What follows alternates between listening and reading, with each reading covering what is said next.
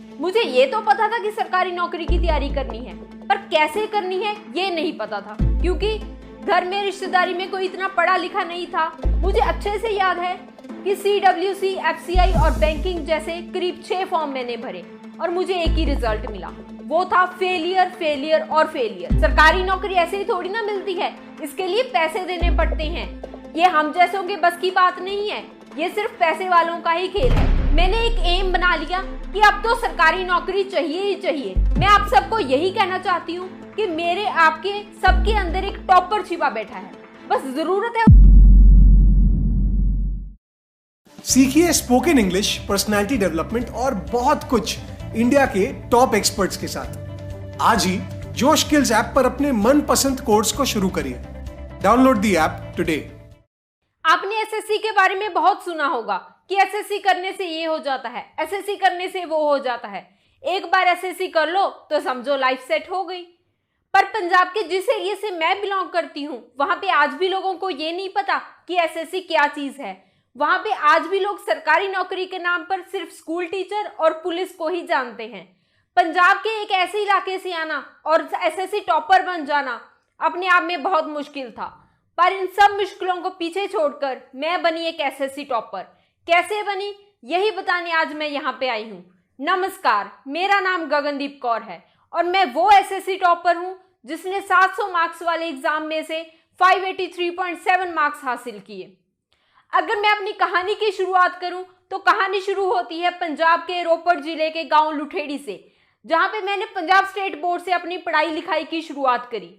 मैं state board का नाम इसलिए ले रही हूं क्योंकि हम में से बहुत सारे लोगों को ऐसा लगता है कि स्टेट बोर्ड से पढ़ाई करने का मतलब है बाकी जगहों से, बड़े बड़े स्कूलों से आए बच्चों से पीछे रह जाना। पर यकीन मानिए, आप किसी मामले में किसी से पीछे नहीं है, बस ये सारा खेल आपकी सोच का है। अगर आपने सोच लिया कि आपकी जीत पक्की है तो आप जरूर जीतेंगे, पर अगर आपको अपनी सोच पे ही भरोसा नहीं है तो चीजें परेशान करने वाली हैं। अब ऐसा तो नहीं है कि सोच रातों रात बदल सकती है, पर आप एक कोशिश तो कर सकते हैं। कोशिश वहां पहुंचने की जहां आपसे पहले कोई नहीं गया, कोशिश अपने सपने को पाने की। बस एक ऐसी ही कोशिश मैंने भी की थी। स्कूल के बाद इंजीनियरिंग करना चाहती थी, पर घर की फाइनेंशियल कंडीशन बहुत अच्छी नहीं थी। पापा गांव में एक छोटी सी दुकान चलाते हैं, जिससे इंजीनियरिंग की फीस भरना बहुत मुश्किल था। पर आगे बढ़ने के लिए कुछ तो करना ही था।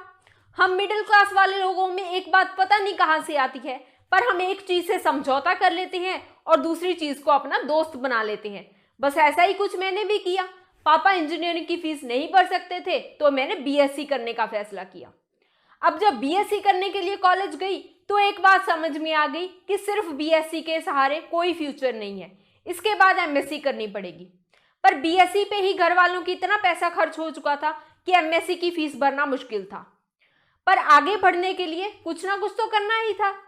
तो जैसा मैंने पहले बताया, हम मिडिल क्लास वाले एक चीज से समझौता करते हैं तो दूसरी चीज को अपना दोस्त बना लेते हैं।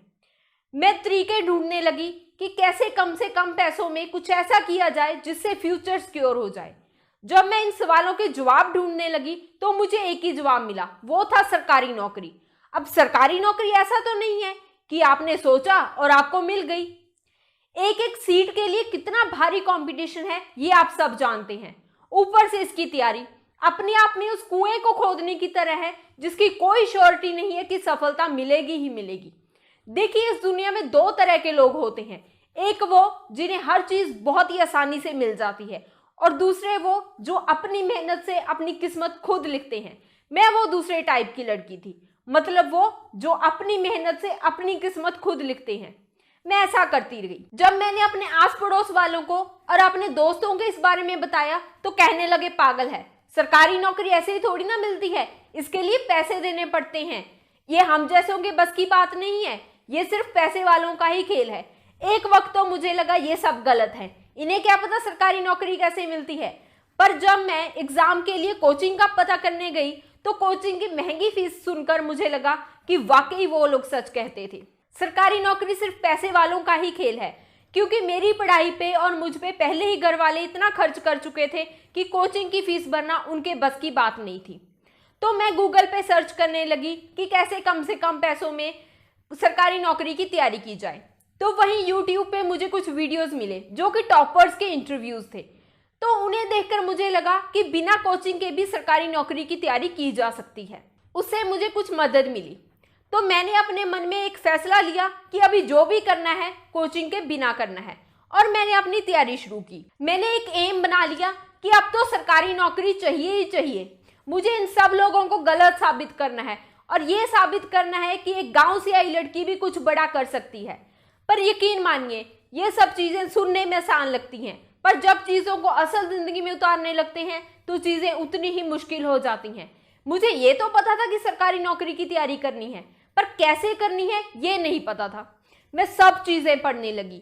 मुझे लगता था ये भी इंपॉर्टेंट है, ये भी एग्जाम में पूछा जा सकता है, वो भी एग्जाम में पूछा जा सकता है। लोग कहते हैं कि वो 18-18 घंटे पढ़ते थे, पर यकीन मानिए मैं सच में 18 घंटे पढ़ती थी, जिसकी वजह से मेरी तबीयत खराब हो गई, मेरा वेट कम हो गया और मुझे और भी हेल्थ प्रॉब्लम्स आई। पर ये वेट, हेल्थ मेरे सपने के सामने कुछ नहीं था। उस दौरान जो भी सरकारी नौकरी का फॉर्म आता था मैं भर देती थी।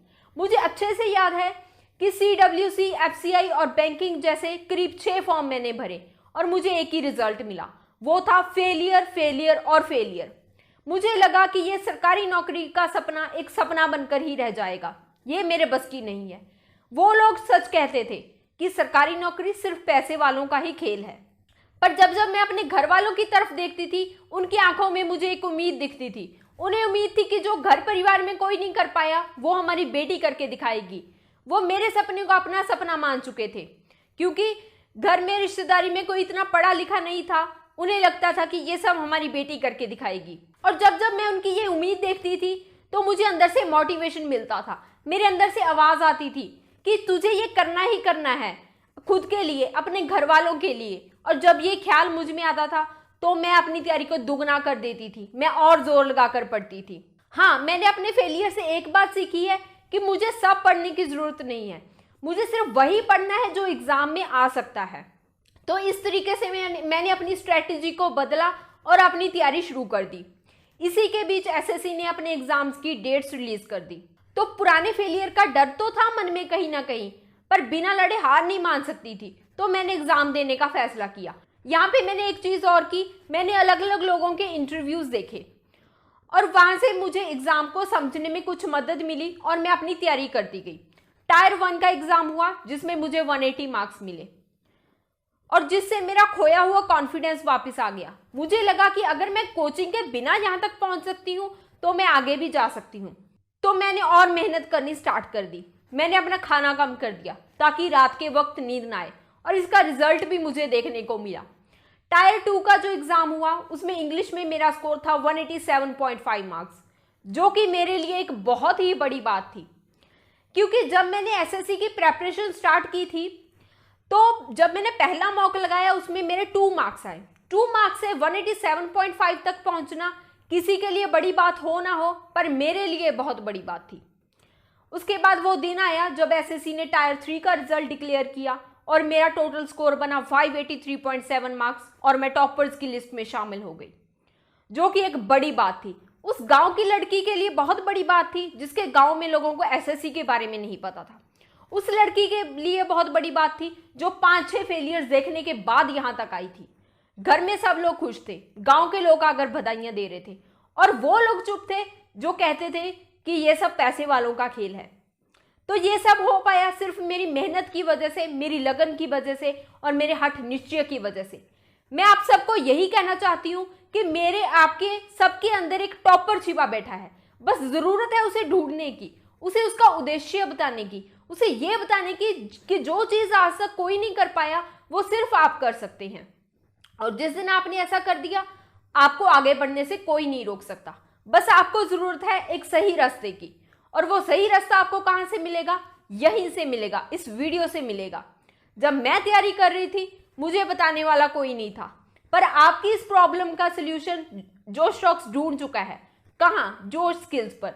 तो इसे ढूंढिए और अपनी मंजिल को पा लीजिए। Thank you. 1 मिनट ठहरिए, वीडियो को बंद मत करिएगा। मैं आपसे कुछ सवाल पूछना चाहता हूं। क्या आप भी अपनी इंग्लिश को इंप्रूव करके अपने करियर और जिंदगी में आगे बढ़ना चाहते हैं? क्या आप भी जानना चाहते हैं कि एक कॉन्फिडेंट और डायनामिक पर्सनैलिटी के क्या सीक्रेट्स होते हैं? क्या आप ये सोचते हैं कि पैसों से पैसे आखिर कैसे कमाया जाए?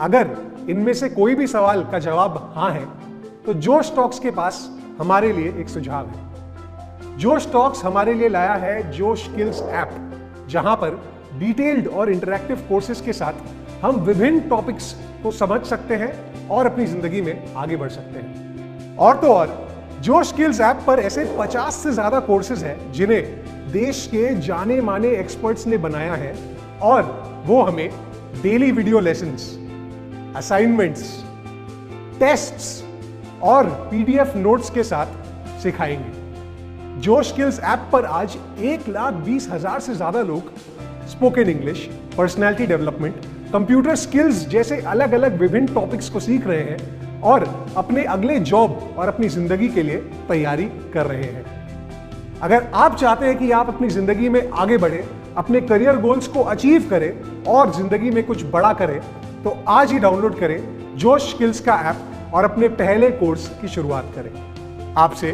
कोर्स में मुलाकात होगी।